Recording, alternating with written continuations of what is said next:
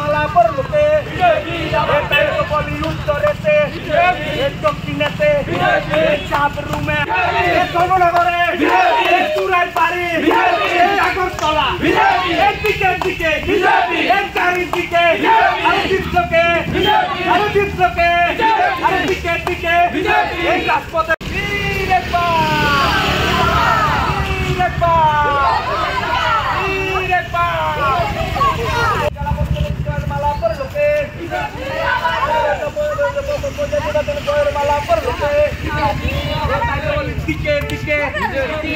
চারিদিকে আরো জোরে কি বলছো?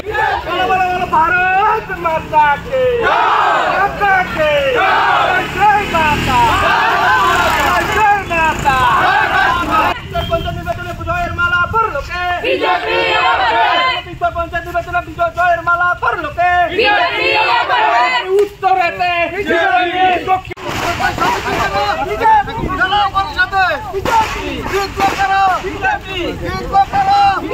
করেছে আমাদের অভাবনীয় জয় হবে।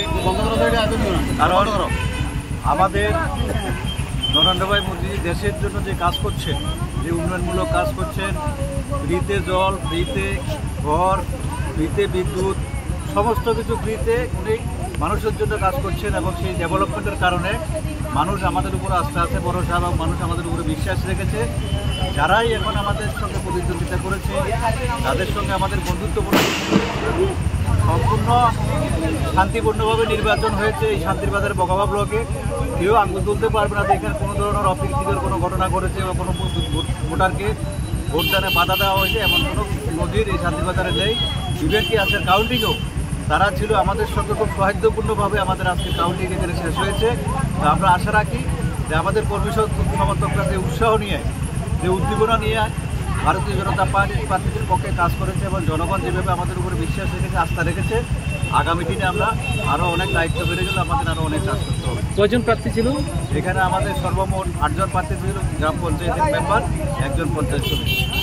Thank you.